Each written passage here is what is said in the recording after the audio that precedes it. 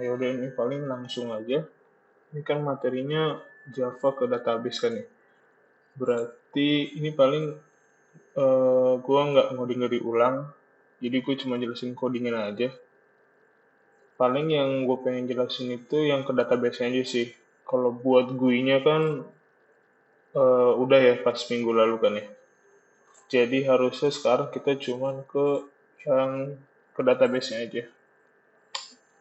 Nah, pertama itu kalian harus siapin CMPP-nya dulu. Nih, yang CMPP yang dibilang.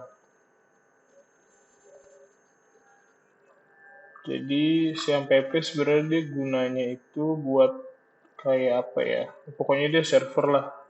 Isinya tuh ada bisa buat nampung database-nya. Di sini juga ada pengertian ini. Kalian bisa lihat. Ini pokoknya tinggal klik aja link yang paling atas terus di download sih. Nih, tinggal di download ya, pokoknya downloadnya gampang lah, tinggal diklik terus diinstal aja kayak biasa. Terus kalau udah dibuka aja programnya. Nah,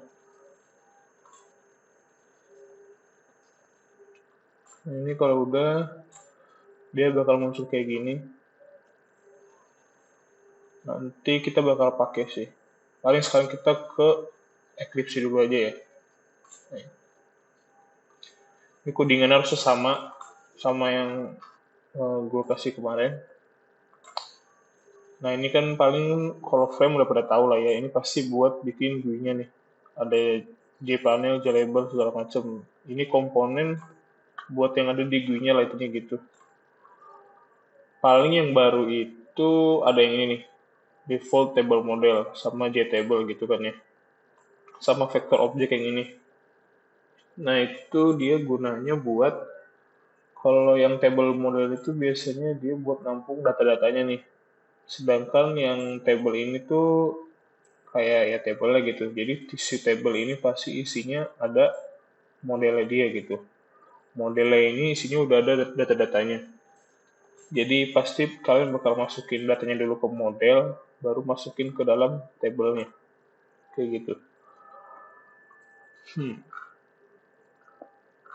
Habis itu anggaplah ini kita udah bikin GUI-nya gitu ya. Udah bikin apa GUI-nya tapi belum bisa connect ke database gitu ya.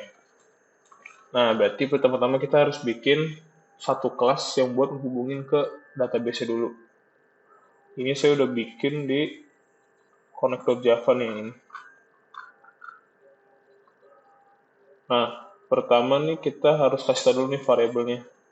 Ada username, password, database, host, sama connection kan ya. Kalau username itu dia biasanya mengroot.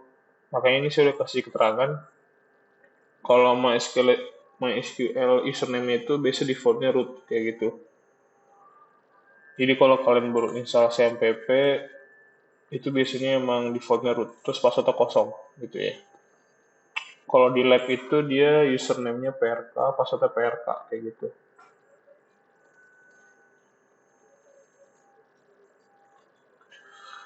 Nah, kalau udah terus itu di sini kan saya juga udah bikin result set, connection, statement gitu ya. Result set ini intinya dia buat nampung hasil query-nya gitu. Kan kalian juga udah belajar kan ya, yang select gitu kan, tentang from gitu-gitu. Ntar ini agak nge-lag.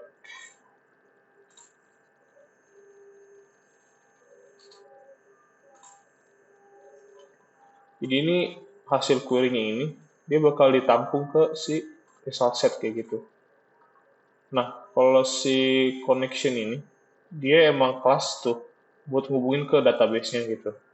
Jadi kalian bikin aja dulu objek-objeknya dari masing-masing kelas gitu ya. Sedangkan kalau statement ini dia buat kayak nampung apa ya namanya ya, query gitulah istilahnya, buat nge-execute query-nya gitu. Nah di sini sebenarnya kalau buat connect.java ini agak template sih. Jadi sebenarnya ini kalian udah pasti kayak gini lah gitu bikinnya. Karena ini sebenarnya buat penghubung doang ke database. Jadi ini nggak apa-apa nih, paling saya jelasin aja. Jadi pertama-tama tuh kalian pasti harus punya ini nih, MySQL JDBC driver. Biasanya tuh kalau laptop kalian pasti belum ada. Jadi kalian harus import manual ke dalam project kalian yang di sini. Cara importnya gini, misalnya kalian udah download gitu ya, ini sebenarnya ada kok di Google, dicari aja. Itu tinggal diklik kanan, terus di buildpad, terus configure buildpad. Nah, di sini tuh pasti nanti ada add external jar. Kalian tinggal pilih di mana gitu jarnya kalian. Yang ada MySQL konektornya lah. Paling nanti coba saya share gitu ya. Saya share, terus kalian bisa pakai gitu. Intinya jarnya itu buat ngubungin itu sih, jadi ini harus dipakai. Harus diimport ke sini nih jarnya. Kalau misalnya udah di open gitu ya jarnya, tinggal di apply and close aja. Gitu. Kalau udah nih kayak biasa, dia cuman kayak dapetin koneksinya, karena untuk connect ke dalam database kita ini, CMPP-nya harus ada connection nih, yang ini, username-nya, sama password-nya kayak gitu. Ini agak template juga, cara connect-nya itu, ini kayak gini address-nya. Ini kan tinggal dimasukin gitu. Jadi nanti kalau kalian lihat pasti jadinya bakal JDBC, MySQL gitu ya. Terus di sini jadinya ada localhost 3306 gitu ya. Terus di sininya ada nama database misalnya Wipon gitu. Kita bakal bikin nanti ini dengan nama Wipon kayak gitu ya. Intinya tinggal diikutin aja sih. Ntar nih kok agak ngelik ya. Oke.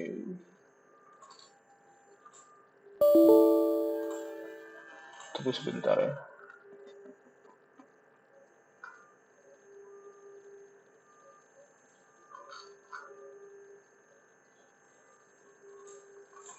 Kalau udah nih tinggal diikutin aja.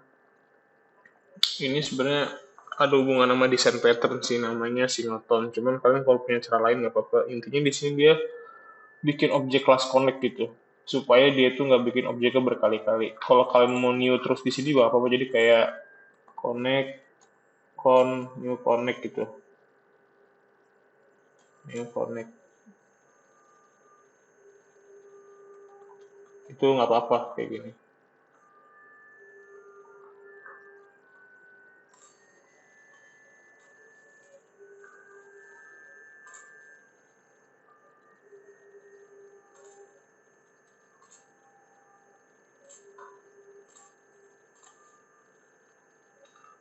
Itu kalau udah, ini sebenarnya biasa aja, intinya yang ini buat execute query nih, yang ini.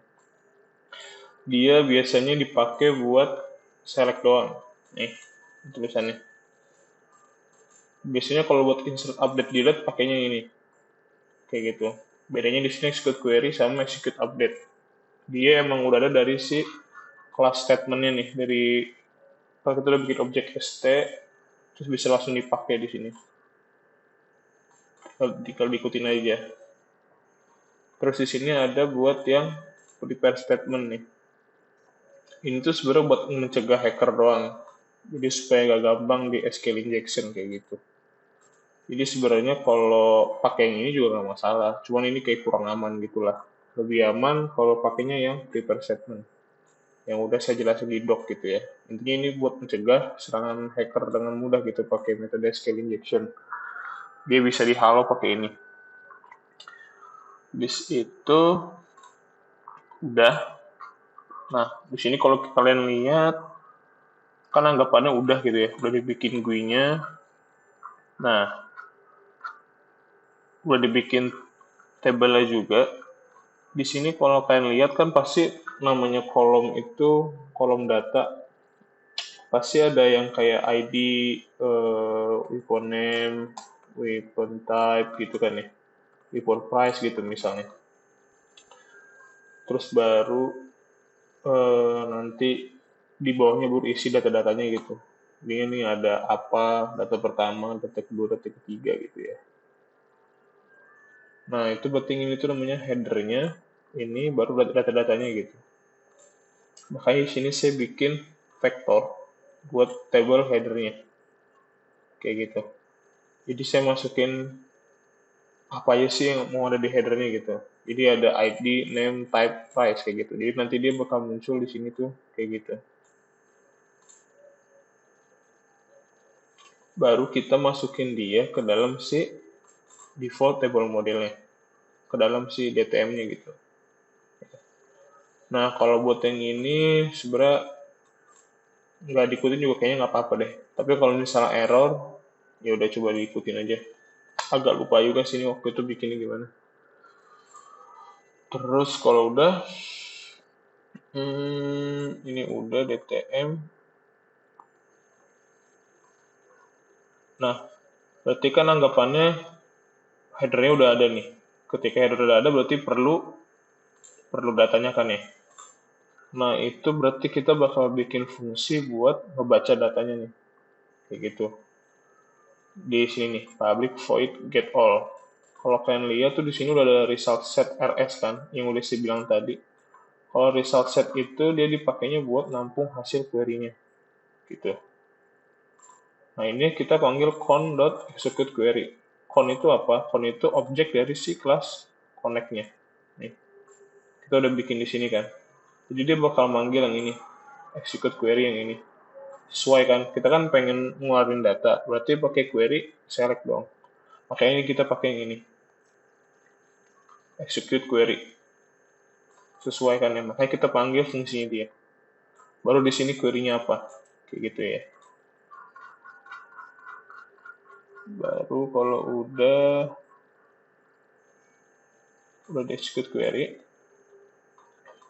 baru di sini kenapa row count 0? Soalnya nanti kalau misalnya kalian pengen refresh datanya, misalnya setelah insert, kan dia bakal otomatis panggil get all. Kalau kalian nggak set row count ke 0, dia bakal apa ya, berulang gitu, duplikatnya kebanyakan kayak gitu ya. Nah, ini looping biasa. Kan di sini anggapannya si result rs udah nampung semua hasil query-nya kan ya. Di data-data itu semua udah ada di sini. Tinggal masukin ke dalam tabelnya aja. Makanya ini di looping. Kalau misalnya rs masih ada, dia bakal masukin datanya ke dalam vektor kayak gitu. Ini kayak gini. Weapon ID dimasukin, weapon name dimasukin, weapon type dimasukin, weapon price dimasukin kayak gitu. Ini kalau string buat yang string, integer buat yang angka. Baru kalau misalnya dia udah masuk ke dalam tabel vektor data, dimasukin ke dalam si DTM kayak gitu. Bolak-balik kayak gitu. Jadi kalian bolak-balik bikin vektor table data, kalau udah kisi satu baris, dia bakal masuk ke DTM. Jadi ilustrasinya kayak gini. Misalnya A, B, C, D kayak gitu ya. Ini isi vektornya udah dimasukin gitu ke dalam si DTM, berarti dia udah masuk. Terus dia bakal bikin new vektor lagi, isinya data kedua A, B, C, D. Masukin ke dalam si DTM-nya lagi kayak gitu. Bakal gitu terus sampai LS kosong. Udah paling bawah gitu. Ya, kebayang lah ya, soalnya ada hubungannya sama database juga. Jadi kalau yang pas semester kemarin database yang kurang ngerti, itu agak susah sih. Baru kalau udah masukin ke DTM-nya, anggapannya kan sekarang semua data udah ada di kelas, udah ada di objek DTM kan. Berarti sekarang baru masukin si DTM ini, si modelnya ke dalam tabelnya kayak gitu. Tinggal dimasukin aja. Baru kalau nanti kalian panggil gitu ya, nih, saya bakal manggil dia tuh di konstruktornya nih, di sini. Jadi kalau misalkan udah masukin headernya, terus udah panggil si get all, berarti kan anggapannya datanya udah nge-load ke dalam sini. Ya, nanti soalnya kita bakal bikin database juga. Ya itu kan buat nampilin datanya kan nih. Sekarang kita coba buat bikin database-nya aja. Caranya nih tinggal buka Chrome aja. Terserah sih browser kalian apa. Terus kalau udah tinggal buka sesuai yang saya bilang ya. Localhost gitu ya. Jangan lupa nih dihidupin dulu dua-duanya. Nah, kebetulan di sini muncul 8080 berarti port saya 8080. Dia tinggal di sini localhost 8080 gitu ya. /php/myadmin kayak gitu. Kalau misalnya di sini cuma 80 atau berapa, bisa cuma 80 ya udah di sini tuh 80 kayak gitu ya. Nah, cara buat database-nya ini misalnya saya delete aja dulu ya. Sebenarnya ini udah jadi kayak gitu, tapi ini saya pengen bikin ulang aja. Misalnya ini saya mau delete dulu ya. Saya delete-nya agak lupa jadi saya pakai query aja delete-nya. Drop database kayak gitu. Terus Vigo aja. Nah, dia bakal hilang kan. Baru sekarang kita buat lagi. Cara buatnya klik new yang di sini, terus tulis aja di sini Wipon gitu. Jadi kita pengen bikin database Wipon namanya. Kalau dibentuk, baru di sini masukin tabelnya mau apa aja. Misalnya saya maunya cuma ada table Wipon data kayak gitu. Terus di dalam tabel itu ada 4 kolom. Ini kayak database waktu itu sih, mirip-mirip. Tinggal di go aja. Nah, baru di sini disuruh masukin mau ada kolom apa aja di sana. Misalnya tadi kita ada bikin apa aja ya, saya agak lupa. Ada weapon ID, weapon name, weapon type, sama weapon price kan ya. Ya udah, tinggal boleh di sini weapon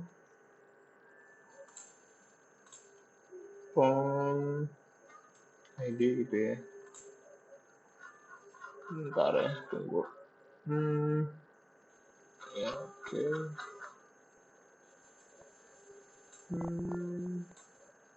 Weapon ID, terus sini weapon name.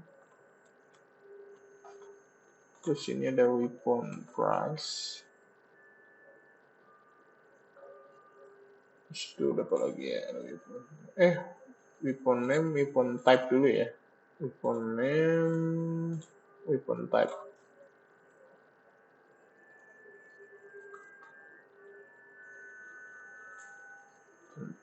Weapon price.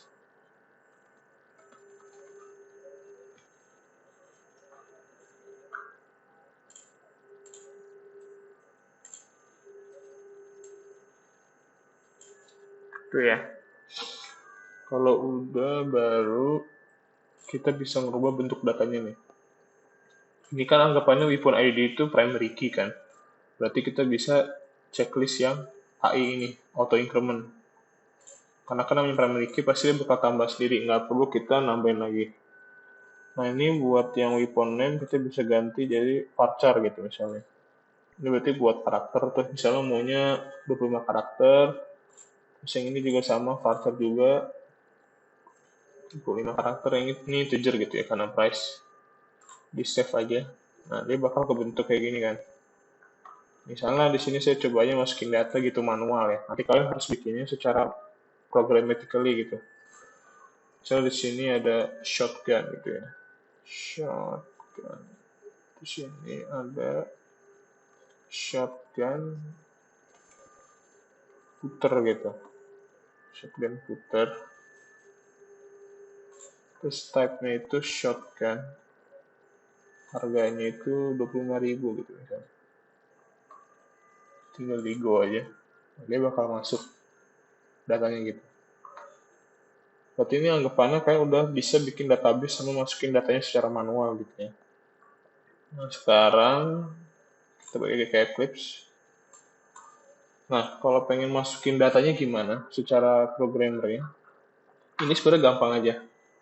Pertama kalian ambil value-nya dulu, gitu ya. Tampung ke variabelnya ada ID, name, type gitu. Tapi ini harusnya ID nggak usah, gitu ya. Karena kita udah setting primary key. Jadi ini bisa dihapus, gitu ya. Jadi kita cuma nampung hasil dari name field yang kalian udah isi, terus type field sama price-nya gitu ya. Cuman di sini kan karena semuanya dianggap string, sedangkan tadi ada yang integer, maka kita harus parsing dia dulu. Kayak gitu ya. Parsing dia dulu, dapetin teksnya baru diparsing, masukin gitu ke sini. Kalau udah baru kita pakai prepare statement nih buat mencegah adanya hacker kayak gitu ya. Sebenarnya terserah sih kalian mau pakai pas kapan prepare statement. Di sini saya coba pakai pas mau insert data gitu. Jadi di sini caranya tinggal panggil si object connect yang tadi udah kita bikin, panggil method prepare statement terus kita masukin datanya. Gitu. Ini query biasa kan ya, pasti udah tahu. Jadi masukinnya ngurut. Ini kan pasti ID, name, type, price kan ya. Cuma karena di sini ID-nya saya udah set primary key, berarti kan auto increment tuh tadi kan udah di checklist. Berarti ini nggak perlu diisi. Kayak gitu. Ini bisa null. Kayak gitu ya. Ini bisa null. Berarti otomatis ini jadi berubah. Gitu ya. Karena cara masukinnya itu kalau prepare statement, urutan ini tuh berdasarkan urutan parameternya. Kayak gitu. Jadi kalau misalnya di sini ps.setString 1, name, berarti isi dari name ini bakal masuk ke parameter pertama yang ini. Tanda tanya pertama. Yang type, dia bakal masuk ke parameter kedua. Yang price, dia masuk ke parameter ketiga. Kayak gitu. Kalau udah baru di execute sama dia ke database gitu. Jadi langsung masuk gitu ya. Nah, berarti kan kalau misalnya ada data baru masuk, saya mau dia nge-refresh kan ya. Makanya saya panggil lagi di sini metode getAll yang udah saya buat tadi di bawah yang kayak gini. Jadi dia bakal setiap habis insert bakal baca data ulang terus ditampilin. Terus sama di reset juga. Gitu ya. Jadi kalau di reset kan berarti ininya kosong. Apa field yang mau buat di inputnya bakal kosong kayak gitu. Nah, kalau udah cuma kayak gitu doang sih insert, intinya ya cuma query doang nih, tampung datanya masuk ke dalam query, execute, udah panggil ulang fungsi buat membaca data terus di reset kayak gitu. Ini reset nggak wajib sih, terserah kali ini saya biar bagus aja gitu. Kalau buat update-nya gitu ya, buat update-nya, nah ini kayak gini, ini sama, kalian tampung ini semua ke dalam variabel gitu yang terbarunya apa, baru kalian ambil ID-nya gitu. ID keberapa yang mau kalian update. Ini kalian tampung juga, kayak gitu ya.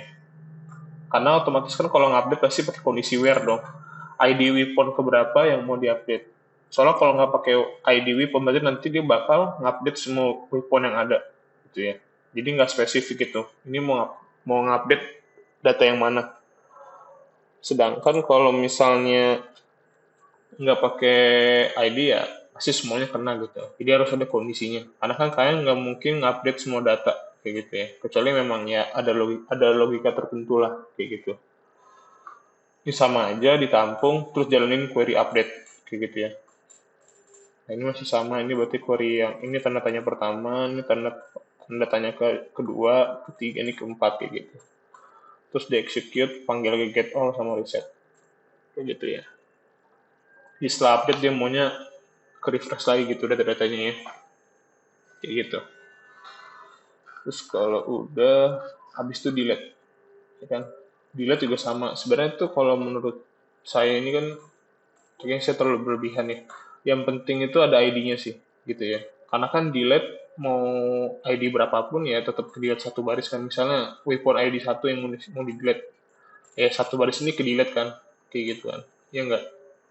Berarti ya ini cuma cukup ambil ID-nya aja gitu. Makanya sini saya cuma ngambil ID-nya, saya masukin pakai prepare statement, terus saya execute. Jadi dia bakal nge-delete data-datanya berdasarkan weapon ID-nya berapa kayak gitu kan ya. Kalau udah tinggal jalan lagi get all terus di reset lagi kayak gitu. Dia bakal nge-refresh datanya lagi baru di reset. Nah, terus kalau buat apa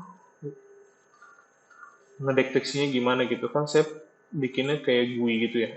Sorry, salah buka.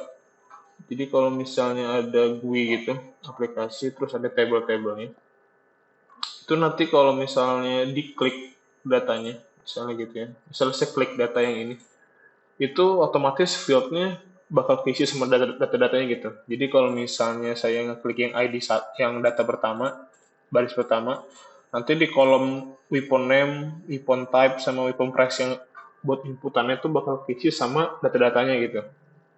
Jadi kalian nggak perlu masukin manual. Nah itu caranya gimana? Kalian tinggal mana tuh itu tadi? Nah ini, kalian kasih dia mouse listener di sini, gitu. Jadi kalian kalian kalian kayak kasih tabel ini itu pendeteksi mouse diklik gitu ya. Nih, kayak gini. Jadi dia bakal masukin setiap data-datanya ke dalam inputannya gitu. Jadi di sini dia bakal pertama nampung dulu, gitu kan ya. Misal dia bakal ngedeteksi dari nih row-nya. Jadi table.get selected row ini dia bakal ngedeteksi baris keberapa dia dikliknya gitu. Baris keberapa gitu ya. Nangkap dulu ya, misalnya baris pertama gitu. Nah, otomatis kan kalau baris pertama yang ini. Nah, kita harus tahu dong mana yang ID, mana yang weapon name, mana yang weapon type, mana yang weapon price kayak gitu kan nih. Makanya di sini saya udah rutin. ID itu pasti kolom yang pertama, yang ini. Dari indeks ke 0. Ini indeks ke 1, ini indeks kedua, ini indeks ke 3 kayak gitu. Makanya saya tinggal masukinnya di sini. Dapetin value dari baris yang udah diklik ke berapa, terus kolom ke berapa kayak gitu. Lengkap kan ya? Jadi ini indeks kolomnya. 0 itu buat yang ID yang ini. 1 itu buat yang name, yang weapon name ya, yang ini. Yang 2 ini buat yang weapon type, yang ini. Yang 3 buat yang weapon price, kayak gitu. Nah, buat baris berapanya ya, dia dapetin dari si get selected row gitu. Berarti ya, jadi dia bakal ngambil baris pertama, terus kolom keberapa gitu. Kayak gitu. Makanya saya udah rutin. Bayang lah ya. Terus baru kalau udah dapet semuanya, masukin dia ke dalam si variabelnya input field ini. Jadi ini ID field, name field, type field kan kalau kalian lihat, itu dia yang mewakili si JText field kan, yang buat masukin inputan gitu. Di sini saya set text berdasarkan hasil dari yang saya baca tadi, ya kan? Yang ada yang dari kolom ke 0 dari baris ada yang dari baris ke 0 ke kolom ke 0, baris ke 0 kolom ke 1 kayak gitu. Saya masukin semua ke dalam field-fieldnya, ada name field, type field, price field kayak gitu ya. Makanya dia bakal keisi kayak gitu. Itu caranya. Jadi supaya kalian ngeklik data langsung muncul di input fieldnya gitu. Jadi kalian nggak perlu nulis manual kalau pengen update gitu misalnya atau mau delete gitu. Kalian tinggal klik datanya, langsung muncul di input fieldnya, kalian bisa hapus atau update kayak gitu. Habis itu kalian jangan lupa kasih action listener gitu. Jadi kan dia bakal ada 3 tombol kan ya, ada insert, delete, sama update. Di sini saya kasih. Jadi kalau misalnya yang diklik itu insert, jalanin fungsi insert. Kalau misalnya yang diklik itu delete, berarti jalanin fungsi delete. Kalau misalnya yang diklik itu update, berarti jalanin fungsi update kayak gitu. Intinya kayak gitu sih. Terus jangan lupa di sini implement aja si action listener. Ya, jangan lupa. Itu buat ya deteksi mouse tadi. Banyak sih sebenarnya action listener. Itu salah satunya yang biasa sering dipakai. Kayak gitu ya. Kalau buat GUI-nya saya yakin harus sudah pernah ngerti lah. Soalnya itu pertemuan udah agak lama. Ini memang materinya agak banyak ya. Jadi kalau masih ada yang nggak ngerti, langsung tanya aja ke forum, terus langsung bilang aja kayak biasa. Oke sih, paling cuma gitu aja ya.